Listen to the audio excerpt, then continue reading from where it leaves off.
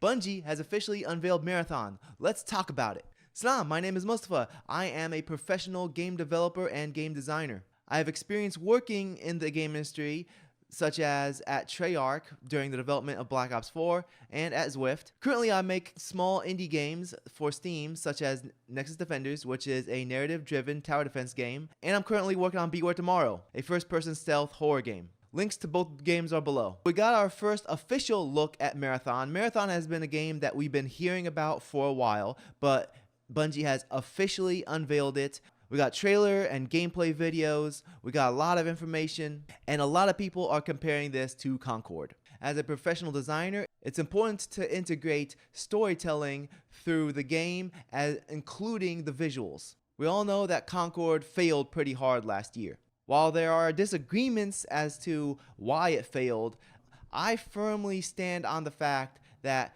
the biggest factor that made it fail was the fact that it was visually unattractive. Before anyone even plays the game or hears about the gameplay, the first thing they do is see. We all base our opinions off of visuals before anything else. And Concord didn't have any visuals that provided any sort of positive message to attract the players. None of the characters look good. None of them look like they're the main character. They all look like NPCs. They all look unattractive. The color palette is unappealing. Nothing about the visuals drew people in towards wanting to know more about the game. I feel like Marathon is suffering from the same problem. First off, with the colors. We have colors such as bright neon pink and pastel green. These colors just don't send the right message for the gritty survival tension that an extraction shooter is trying to give. In addition to the color palette not working with the tension that they're supposed to portray, the game is just too clean looking. The textures are very smooth. Everything seems to look like a plastic toy. Nothing really looks metallic, dirty, grimy, rusty. We don't see cracks on the walls. It makes the game seem kind of incomplete, like they were going towards a specific direction, but they didn't fully go all the way. There's a lack of environmental noise, such as debris, dirt, decals, rust, grime, storytelling props. And with the cyber look that they're trying to go for, they could have added a lot more to build off of that, such as circuit board lines, tech decals, tech glyphs, hologram, and hacking effects. All your standard virtual visuals that go alongside this cyber theme. And let's take a moment to look at these characters. Let's get this out of the way. All these characters look androgynous. All the characters who have their face exposed have this exact same face. I'm not sure if this is supposed to be a female face or an androgynous face. Regardless, all the characters seem to look androgynous, like you can't tell if it's male or female. In addition, they all look dead in their eyes. The eyes just straight up look lifeless. To add on top of that, all these characters seem to have black lips. Let me explain why this is a big deal. The reason why women wear red lipstick is because it builds off of the sign that red lips means the woman is experiencing arousal. Because red lipstick mimics natural signs of arousal, like flushed lips. When you take the opposite of red, which is blue, and a woman wears blue lipstick, that actually puts off a lot more men than it attracts.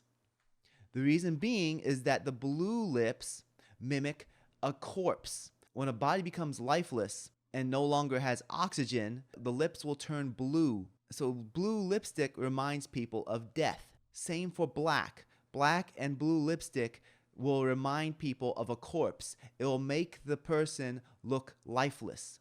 So when they already have lifeless eyes and they have black or blue lips, then that makes them look even more lifeless. I understand that there's some sort of a story element to this, that the people are having their minds put into these bodies. Regardless as to whether there's an explanation or not, the characters still become off-putting to people. The average person is not going to look at these characters and think, hey, that looks really cool. And as I mentioned already, it's important for us to call out the visuals, because visuals are what people base their initial opinions off of. No matter how much you tell a person, don't judge a book by its cover, or wait until the game comes out, wait until you play it, it doesn't matter. The visuals are still the most important thing to draw in the player.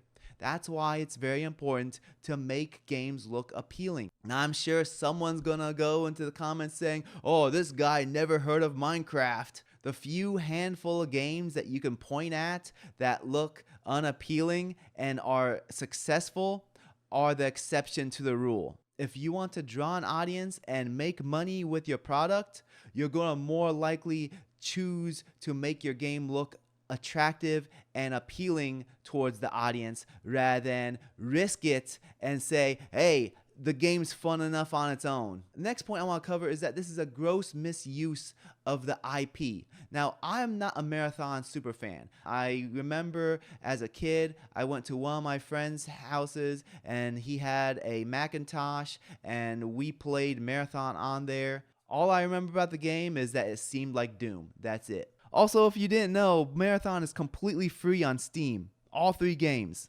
Outside of that childhood experience, I do know that the game has some story elements to it that you learn from reading terminals. The game has something to do with aliens and AI. I don't get any of that from what Bungie has shown us with this new Marathon. It doesn't look like a continuation. It doesn't resemble the original games. It's not even the same type of game other than being first-person shooter. Using this IP just won't draw the original fans. And how many of the original fans are there anyways? Why even use this IP? It would make more sense if they wanted to build off of the IP as a spin-off, such as Apex Legends as a spin-off to Titanfall, before them to just straight up make a game called Marathon and it hardly resembles the original game. It reminds me of the Xbox 360 game Shadowrun. There was a multiplayer game on Xbox 360 that was based off of the Shadowrun universe. It was purely a class-based arena shooter based off of the Shadowrun IP. For those of you who don't know, Shadowrun is an RPG. It doesn't make sense to make an arena shooter based off of an RPG to bring in fans of the Shadowrun IP. And Shadowrun flopped instantly. Fans of the IP were not interested, and everyone else is like, what's Shadowrun? So if this isn't for fans of Marathon, is this fans of extraction shooters? If that's the case, Bungie is like 5 years too late. They're chasing an old trend. Escape from Tarkov, the beta came out in 2017. Hunt Showdown came out in 2018. The trend peaked around the year 2020. They're just simply too slow chasing this trend. Back when I worked at Treyarch, I was there during the development of Black Ops 4. Many of you who have played Black Ops 4 know that Black Ops 4 is the game that the Battle Royale mode was introduced. Now, due to some circumstances, our studio was put into a position in which we had to get a new mode in the game. From what I recall, one of the engineers was tasked to basically copy PUBG within a week. So he took assets that we already had available and he quickly put together a prototype that resembled PUBG. This ended up becoming the Blackout mode. And this really worked out for Treyarch because we jumped on top of that trend while the trend was still hot. Bungie, on the other hand, they are 5 years too late on the trend. Not only are they too late, but they're not bringing anything new. None of the promotional material has provided us any information on what they are doing differently from the other extraction shooters. It's just another extraction shooter. And this brings me to my final point, that the extraction shooter genre is a bad genre for them to try to chase. They've been working on this game for a long time and they need to make their money back. The extraction shooter genre is a very difficult genre for players to get into and to stick with. It's not like these hero shooters or battle royale modes that are easy for people to get in and keep playing. Extraction shooters are basically the Souls-like equivalent for the multiplayer shooter genres. And this is why there are basically only 2 very popular extraction shooters that are still going right now, and that's Escape from Tarkov and Hunt Showdown. Overall, my thoughts are this is looking very bad for Bungie. For those of you who are working at Bungie and watching this video, I'm not making this video to mock you or to kick you while you're down. I'm just telling you what I perceive and that this doesn't look very good. I hate seeing all of these very large studios go through huge layoffs. I've experienced a layoff myself as well. It's not fun. And being silent about these issues that are apparent and no one within the industry wants to talk about, this is what's going to lead to more layoffs. This is why people need to speak up. People within the studio, you need to say something. I know the people who are on the ground level are not making the major decisions for the studio. But when no one speaks up, that's when it leads to all these major layoffs. Let me know in the comments below. Am I completely wrong about Bungie and Marathon? Leave a like if you like this video. Thank you. Take care. Salam.